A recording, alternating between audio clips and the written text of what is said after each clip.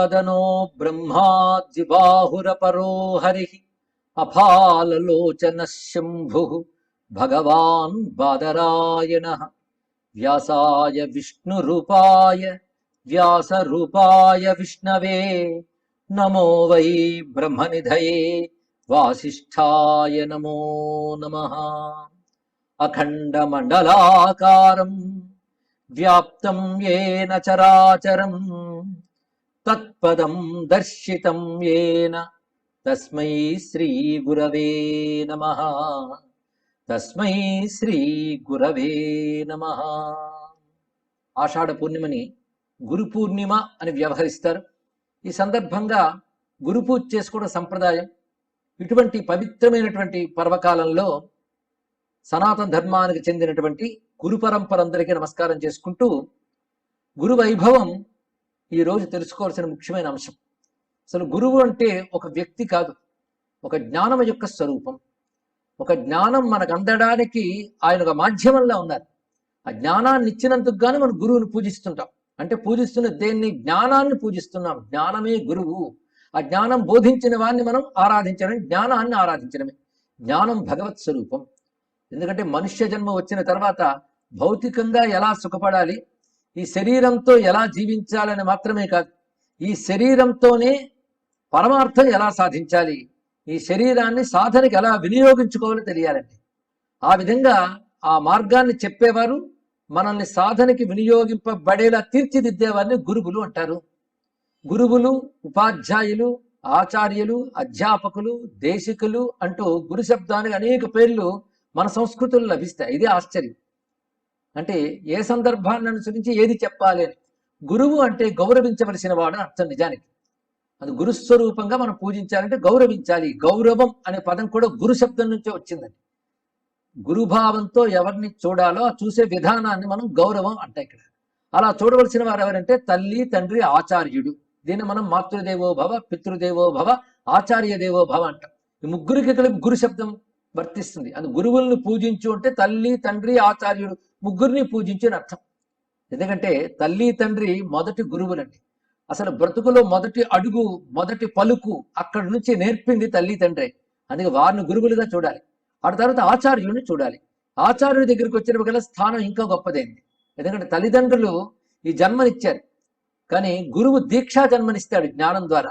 దీక్షా జన్మ ఎలాంటిదంటే మరి జన్మ లేకుండా చేసేటటువంటిది కనుక ఇంకా గొప్పది అని చెప్పారు. అందుకే తల్లి, తండ్రి ఎంతో గురువంతా. గురువు వద్ద తల్లి, తండ్రి ఉభయుల యొక్క వాత్సల్య భావం ఉంటుంది, తీర్చిదిద్దే లక్షణం కూడా ఉంటుందండి. వీటితో పాటు ఆచార్య లక్షణం కలిగి ఉంటుంది.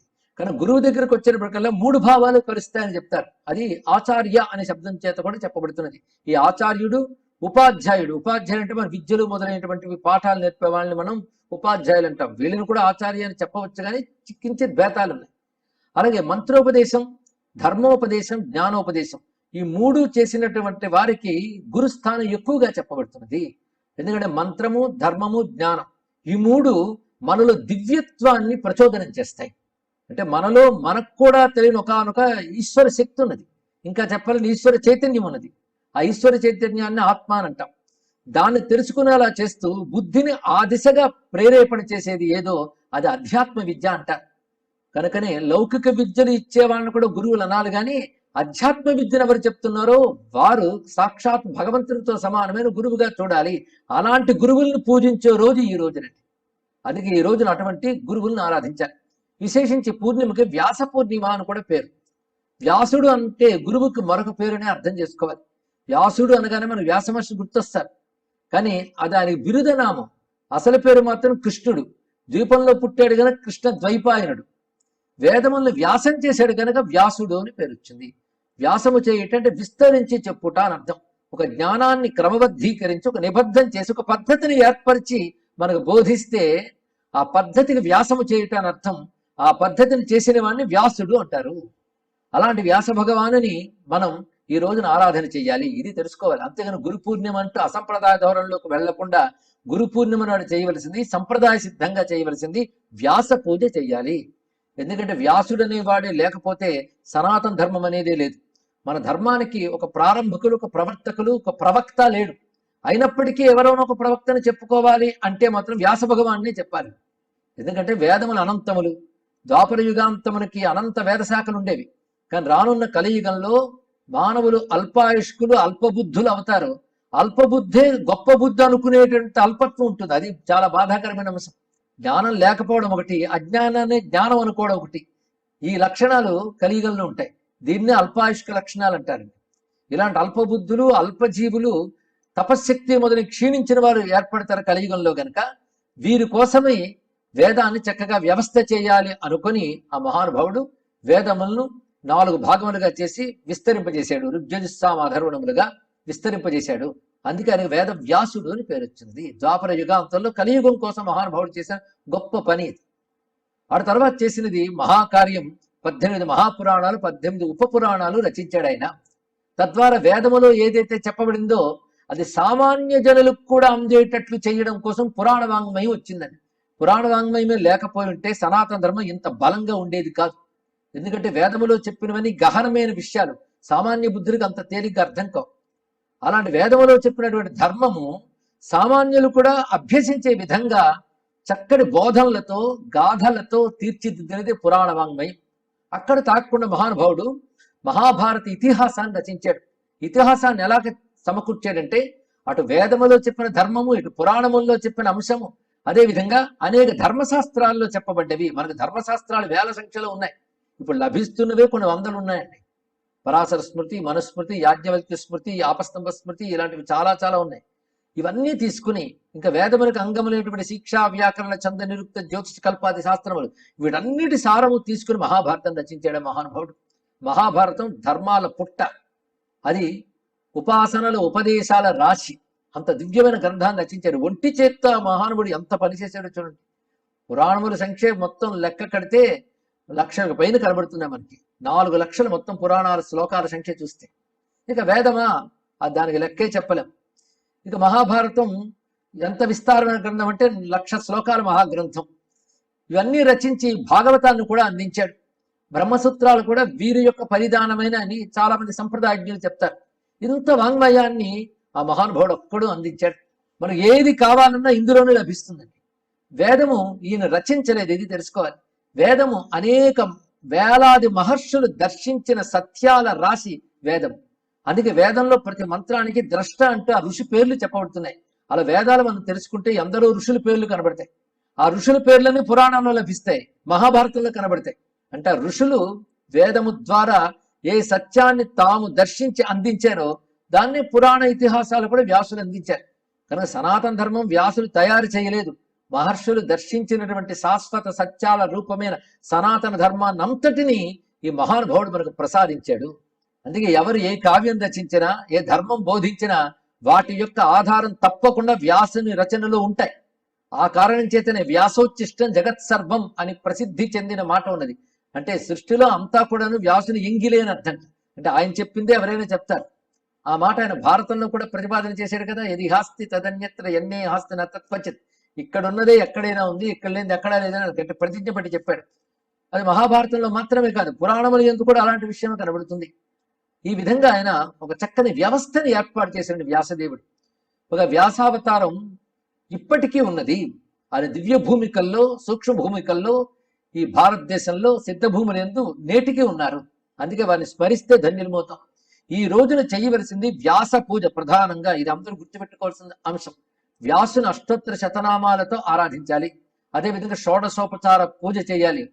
వ్యాస స్థుతులు చాలా ఉన్నాయి. వ్యాసాయ విష్ణు రూపాయ వ్యాస రూపాయ విష్ణవే నమో వై బ్రహ్మనిధయే వాసిష్ఠాయ నమో నమః ఇత్యాది వివిధమైన శ్లోకములు ఉన్నాయి. వాటిని మననం చేసుకోవాలి. అదేవిధంగా వ్యాసుడు ఇంత వాంగ్మయం ద్వారా చెప్పిన జ్ఞానం మనకు బోధించేవాడిని మనం గురువు అనాలి. అదే వ్యాస పూర్ణిమే గురు పూర్ణిమని ఎందుకంటున్నామంటే మన గురువుని మనం ఆరాధించుకున్నప్పటికీ వ్యాసుడు చెప్పింది ఎవడు చెప్తాడో వాడి గురువు అవుతాడండి. అంతేగాని మనదైన సనాతన ధర్మానికి విరుద్ధమైన విషయాలు చెప్తే వాడిని గురువు అనరాదు. వాడిని ఈ రోజు ప్రత్యేకించి పూజించవలసిన అవసరం లేదు. వ్యాస పూర్ణిమ నాడు గురు పూర్ణిమను ఆరాధిస్తున్నాం అంటేనే మనకు వ్యాస ధర్మమునందు నమ్మకం ఉందని అర్థం. సనాతన ధర్మంలో చెప్పబడుతుంది కదా. మనం అనుకునే చాతుర్మాస వ్రతాలు, ఆషాఢ మాసాలు ఇవన్నీ చెప్పినవాడు వ్యాసుడేనండి. వ్యాసుడు ప్రధానంగా 3 రకాల బోధలు ఇచ్చాడు. ఒకటి ధర్మము. ధర్మం అంటే కర్మ రూపంతో ఉంటుంది. ప్రతివారు వారి వారి స్థితులను అనుసరించి చేయవలసినటువంటి కర్మలు ఏవైతే ఉన్నాయో వాటికి ధర్మము అని పేరు. రెండవది ఉపాసన, భక్తి అని చెప్పబడతాయి. భగవంతుని ఏ ఏ రూపములతో ఏ ఏ విధాలుగా ఆరాధించాలి, ఏ ఏ భగవంతుని తత్వము ఏ విధంగా ఉంటుంది, భగవంతుడు ఒక్కడే అయినప్పటికీ కూడా భక్తులను అనుగ్రహించడం కోసం, వారి వారి జీవ లక్షణాలను అనుసరించి ఉపాసించడం కోసం అనేక రూపాలుగా తనను తాను వ్యక్తపరచుకున్నాడు. అందుకే భగవంతుడు శివుడిగా, విష్ణువుగా, రాముడిగా, కృష్ణుడిగా, అమ్మవారిగా, గణపతిగా, సుబ్రహ్మణ్యునిగా, సూర్యునిగా వివిధ రూపాలతో వేదముల నుంచి ఆరాధింపబడుతూనే ఉన్నాడు ఆయన. ఇలాగా చెప్పబడుతున్న దేవతల్ని ఎలా ఆరాధించాలి, ఆయా దేవతలకు ప్రత్యేకమైన తిథులేమిటి, పూజా పద్ధతులేమిటి, మంత్రములేమిటి, తంత్రములేమిటి, ఇవన్నీ కూడా మహానుభావుడు పురాణాదుల ద్వారా మనకు అందించాడు వేదముల్లో ఉన్న విషయం. కనుకనే ధర్మము తర్వాత అంశమైనటువంటి ఉపాసన అనేది ఈ సమయంలో ప్రవేశిస్తున్నది. ఉపాసనలో ఎవరికి ఏ దేవత యందు ప్రీతి కలిగి ఉందో ఆ దేవతను వాడు ఆరాధించాలి. ఆరాధించాలనుకున్నప్పుడు దాని పద్ధతి అంతా వ్యాసుడు చక్కగా అందించాడు. శివారాధన చేసే వాళ్ళ కోసం శివ ప్రధానమైన పురాణములు, విష్ణువారాధన కోసం విష్ణు ప్రధానమైన పురాణములు, అందులో కృష్ణ, రామ, వామన, నృసింహ, హయగ్రీవ మొదలైన అవాంతర భేదములు, అంటే ఒకే విష్ణుతత్వంలో విభిన్నమైన రూపాలు, వాటి ఆరాధన పద్ధతులు కూడా తెలియజేసిన వాడు మహానుభావుడి. ఆ అవతారములు ఎలా వచ్చాయి, వాళ్ళ చరిత్రలు ఏమిటి, పైగా వారిని ఉపాసించవలసిన పద్ధతులు ఏమిటి, ఇవన్నీ కూడా ఇచ్చాడు. ఇన్ని తానే రచించాడు. అదేవిధంగా అమ్మవారు అనగానే లక్ష్మి, దుర్గా, సరస్వతి, లలిత, కాళి ఇత్యాది రూపములు, అవి ఆవిర్భవించిన సమయములు, ఆ రూపములతో అమ్మవారు చేసిన లీలలు, ఇవన్నీ వర్ణన చేశారు. అలాగే గణపతి గురించి అనేక పురాణాలు అద్భుతంగా వివరించారు. గణపతిని పరమాత్మగానే రుజువు చేస్తూ దీన్ని గాణపత్యం అంటారు, దాన్ని తెలియజేశారు. ఇక సుబ్రహ్మణ్య వైభవాన్న స్కంద పురాణంలో చెప్పడమే కాకుండా ఇతర పురాణాల్లో కూడా స్కందుని ఉపాసన వైశిష్ట్యాన్ని చెప్పారు.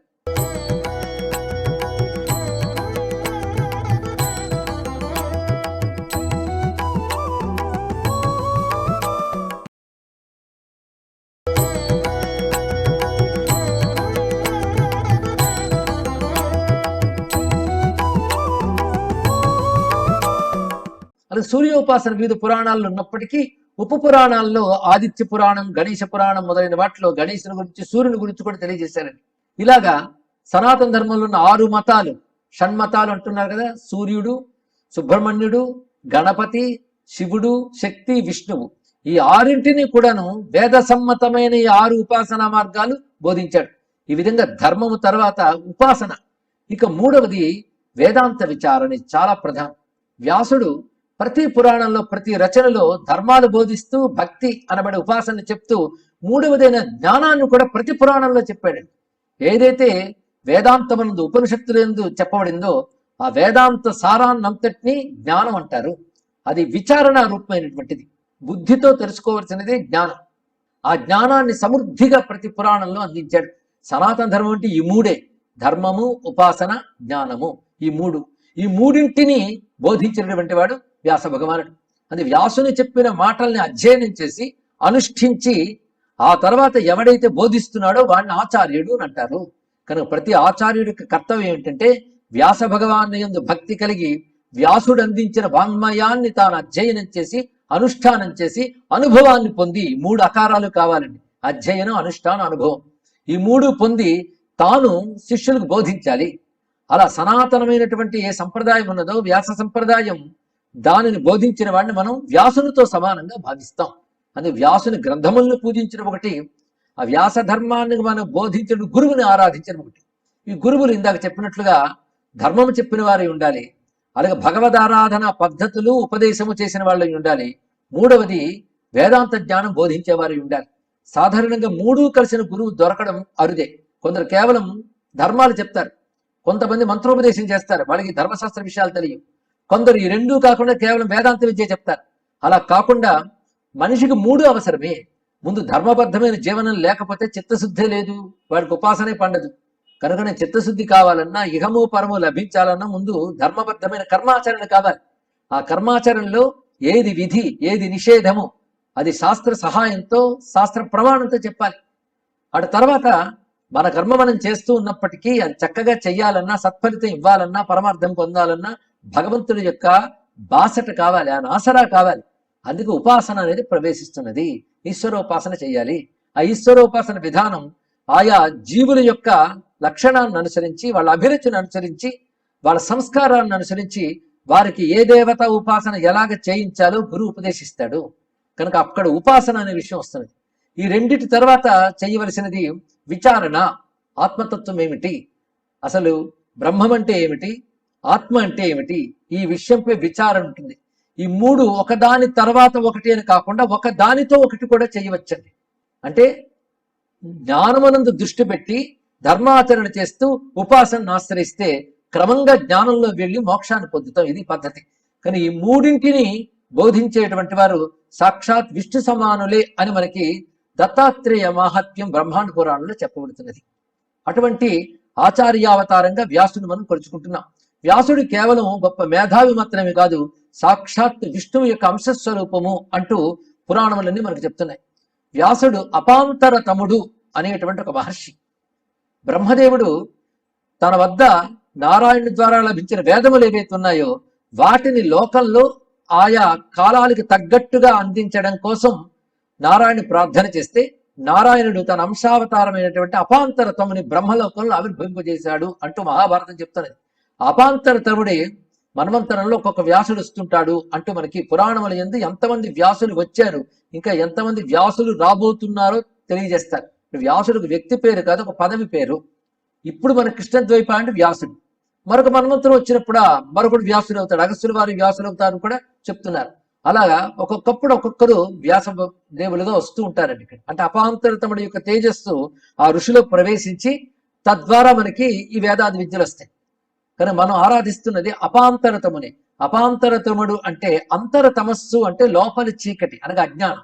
దాన్ని అప అంటే తొలగించువాడని అర్థం. లోపల అజ్ఞానమరబడే చీకటిని తొలగించి జ్ఞానకాంతిని ప్రసరింపజేసేవాడెవడు, అతడు అపాంతరతముడు వ్యాసుడు అని చెప్పారు. అలాంటి వ్యాసుని గురించి మననం చేసుకోవాలి, చరిత్ర చెప్పుకోవాలి. పరాశర మహర్షి యొక్క తనయుడు ఆయన. ఈ పరాశర మహర్షి యొక్క గురువు గారు శక్తి మహర్షి. అంటే శక్తి మహర్షి పరాశరునికి తండ్రి కూడా. ఎలాగైతే వ్యాసునికి పరాశరుడు గురువు తండ్రి కూడా అయ్యాడో అలాగే పరాశరునికి శక్తి మహర్షి తండ్రి గురువు కూడా.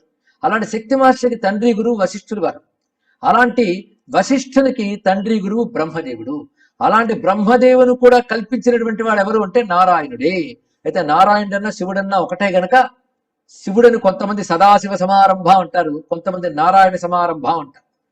ఎందుకంటే వ్యాసుడు కూడా స్వతంత్రించి తాను ఒక కొత్త సిద్ధాంతాన్ని పెట్టలేదు. సనాతనంగా ఉన్నటువంటి సిద్ధాంతాన్ని పరంపరగా వచ్చినటువంటి సత్యాన్ని ఆయన ప్రతిపాదన చేశాడు. అందుకే ఎవరయ్యా నిజమైన ఆచార్యుడు అంటే ఏది సనాతనంగా పరంపరగా ఉన్న సత్యము దానిని అందించేవాడే గొప్ప ఆచార్యుడు అవుతాడు. కానీ కొత్త పుస్తకం, కొత్త మనిషి, కొత్త బోధ వచ్చేయి అంటే అవి మనం తరింపజేయమని తెలుసుకోవాలి. అదే వ్యాసుడితో మనం నమస్కారం చేసుకున్నా మన గురు పరంపర వ్యాసునితో ప్రారంభం కాలేదు. అది ఎక్కడి నుంచి వచ్చిందయ్యా అంటే నారాయణం పద్మభువం వశిష్ఠం శక్తించ తత్పుత్ర పరాశరంచ వ్యాసం. అక్కడి వరకు వచ్చాం. ఆ వ్యాసుని వరకు అంటే పరమాత్మ నుంచి నారాయణుడు శివుడు ఏదురుకున్నా పర్వాలేదు. ఆ శివుని నుంచి నారాయణుడి నుంచి అంటే సాక్షాత్ పరమేశ్వరుని నుంచి బ్రహ్మదేవునికి, బ్రహ్మ నుంచి వశిష్ఠునకు. వశిష్ఠుడు సర్వ ఋషులకు ప్రాతినిధ్యం వహిస్తాడండి. అది వశిష్ఠుని నమస్కరించుకున్నామంటే సర్వ ఋషులు నమస్కరించినట్లే. ఆదిమ మహర్షి, ఆది బ్రహ్మర్షి కూడా ఆయన. అలాంటి వశిష్ఠుడు, ఆ వశిష్ఠుడి నుంచి గ్రహించినటువంటి వాడు వేదాంత విద్యని శక్తి. శక్తి యొక్క శిష్యుడు పరాశరుడు, పరాశరుని యొక్క శిష్యుడు పుత్రుడు వ్యాసుల వారు. ఇది తను వ్యాసుని యొక్క శిష్యుడు పుత్రుడు సుఖయోగీంద్రుడు అని చెప్పుకున్నాం. ఇక్కడ వరకు సనాతన ధర్మంలో అన్ని సంప్రదాయాల వారు ఇదే పద్ధతిని అనుసరిస్తారు. ఆ తర్వాత నుంచి ద్వైత, విశిష్ట అద్వైత, అద్వైత శాఖల వారు గురు పరంపర మారుతుందండి. కానీ ఇక్కడ వరకు అందరికి గురు పరంపర ఒకటే. వ్యాసుని వరకు ద్వైతులైన, విశిష్టాద్వైతులైన, అద్వైతులైన అంగీకరిస్తారు. ఆ తర్వాత వారి వారి సంప్రదాయాలు మార్చుకుంటారు. కొందరు యమునాచార్య అంటే, కొంతమంది మధ్వాచార్య అంటారు, కొందరు ఆదిశంకరులు అంటారు. ఏదేమైనప్పటికీ ముగ్గురు మనకు సమ్మతమే. సనాతన ధర్మంలో వివిధములైనటువంటి స్థాయిల్లో ముగ్గురు యొక్క సహకారం మనకు అవసరమే. అందుకే అన్ని సంప్రదాయాల వారు కూడా వ్యాసుని గురువుగా నమస్కరిస్తారు కనుక ఇవాళ వాళ్ళు వ్యాసుని ఆరాధిస్తూ అటు నుంచి వారి సంప్రదాయం వైపు వచ్చినటువంటి గురువులను కూడా పూజించుకోవాలి. ఇలా సంప్రదాయగతమైనటువంటి విద్య ఏదైతే ఉందో దానిని తమకు ఎవరు ఉపదేశించారో వారి యందు ఈ గురువులందరినీ భావించాలండి. అంటే నారాయణుని నుంచి వ్యాసుని మధ్య పెట్టుకుని తన దాకా వచ్చిన గురువుల వరకు వచ్చిన గురు పరంపర అంతటిని తమ ఎదురుగా ప్రత్యక్షంగా కనబడుతున్న గురువునందు ఆరాధించుకోవాలి. అందుకు గురు పూజ అని వచ్చినది. అది ఇవాళ మనం చేయడం అంటే వ్యాసుని పూజించినట్లే. ఇది ఉత్తముడైన గురువు ఏం చేస్తాడంటే ముందు వ్యాసుని పూజ తాను చేసి శిష్యుల చేత కూడా చేయించాలి. ఎందుకంటే ఇవాళ ఈయన గురువు అయ్యాడంటే ఈయన గురువుకి శిష్యుడేగా. అందుకే ఈ శిష్యులందరూ ఈ గురువును పూజిస్తున్నారంటే ఆ గురువు తన గురువుల్ని పూజించుకుంటాడు. అది తెలుసుకోవాల్సింది. తన గురువుల్ని పూజించుకుంటాడు, వ్యాసుని ఆరాధిస్తాడు. తన శిష్యుల చేత కూడా ఆ గురువుల్ని ఆ వ్యాసుని ఆరాధింపజేస్తాడు. అంతేగాని వ్యక్తి పూజ కాదు. ఇది తెలుసుకోవాల్సింది. ఇది వ్యక్తి పూజల కింద అయిపోయి ప్రతివాడు దేవుడి కింద చలామణి అయిపోతుంటే అది సనాతన ధర్మం కాదండి. ఇది వ్యక్తిని పూజించడం కాదు, జ్ఞానాన్ని గౌరవించడం. ఇది ఎలాంటిదంటే ఒక గంగ పాత్ర తీసుకుని మనం పూజ చేస్తాం. ఆ పూజ అంతా పాత్రకి కాదు, లోపల గంగకి. అంతేగాని రాగి రేకుతో చేసిన పాత్ర నేను చాలా గొప్పదాన్ని అనుకోకూడదు. అందులో గంగ ఉన్నంత కాలమే దాని గొప్పతనం. అలాగే ఒక శరీరంతో కనబడే గురువుకి మనం నమస్కారం చేస్తున్నామంటే అది గంగ పాత్ర వంటి వాడు. లోపల పరంపరగా వచ్చిన జ్ఞానం అనే గంగ ఉంది, దానికి నమస్కారం. అది మనకంత గౌరవమో అతడికి కూడా అంత గౌరవ స్థానమే. అందుకే నిజమైన గురువు వీటన్నిటిని కూడా తమ గురువులకు అర్పణ చేస్తాడు. అది అహంకారము కాకూడదు, వ్యక్తి పూజ కాకూడదు. సనాతన ధర్మంలో గురువుని పూజించడం అనేది ఉత్తమ సంప్రదాయం. ఎందుకంటే గురు పూజ గురించి జ్ఞాన మార్గంలో కూడా గొప్పగా చెప్పారు. యస్య దేవే పరాభక్తి యథా దేవే తథా గురువు అన్నారు. పరమాత్మ యందు, భగవంతుని యందు ఎంత భక్తి ఉంటుందో అంత భక్తి గురువు యందు ఉండాలి. గురువిచ్చే మంత్రము, మంత్రము ద్వారా చెప్పబడే దైవము, ఈ మూడు ఒకే స్వరూపం అనేటువంటి స్పృహతో ఆరాధన చేయాలండి. అందుకు గురుభక్తి లేని వాడికి మంత్రము ఫలించదు, దైవానుగ్రహము ఉండదు, ఆఖరికి జ్ఞానం కూడా లభించదు. అదే కానీ గురుభక్తి గాఢంగా ఉందనుకోండి, అతనికి జ్ఞానం గ్రహించగలిగే తెలివితేటలు లేకపోయినా, మంత్రం పండించుకునేటంత పాఠం లేకపోయినప్పటికీ కూడా జ్ఞానసిద్ధి మంత్రసిద్ధి వస్తాయి. ఎందుకంటే గురుభక్తికి అంత మహిమ ఉన్నది అని చెప్తున్నారు. అందుకే తోటకాచార్యుల వారికి శంకరాచార్యులపై అపారమైన భక్తి, గౌరవం. ఆయనకు నిజానికి పాఠం చెప్పినా ఏది తలకెక్కేది కాదు. ఏం చేస్తాం, కొందరు పుట్టుకతో మాంద్యం ఏర్పడుతుంది, అది పూర్వజన్మ విశేషం. ఏం చేస్తాం, మిగిలిన వాళ్ళందరూ గొప్పగా నేర్చుకుంటున్నారు. కానీ ఇతను గురు శుశ్రూష మాత్రం ఎప్పుడు మానేవాడు కాదు. శుశ్రూష చాలా ప్రేమగా చేసేవాడిని, పని తాను కావాలని తీసుకుని మరీ చేసేవాడు. అందుకే ఇతర శిష్యులకి ఇతని పట్ల హేళన దృష్టి ఉండేది. అందుకే గురువు గారు పాఠం చెప్పేటప్పుడు ఇంకా తోటకుడు రాలేదనుకున్నట్ట. అప్పటికి ఆయన పేరు గిరి. ఆయన వచ్చాక పాఠం చెప్దాం అన్నట్ట. అప్పుడు మిగిలిన శిష్యులు నవ్వుకుంటున్నారు. ఎందుకంటే అతనికి పాఠం చెప్పినా ఒకటే, చెప్పకపోయినా ఒకటే. అందులో ఒక ఆయన గోడను చూపించి గోడంతో గిరి అంతేను పక్కవాడితో చెప్తున్నట్టు.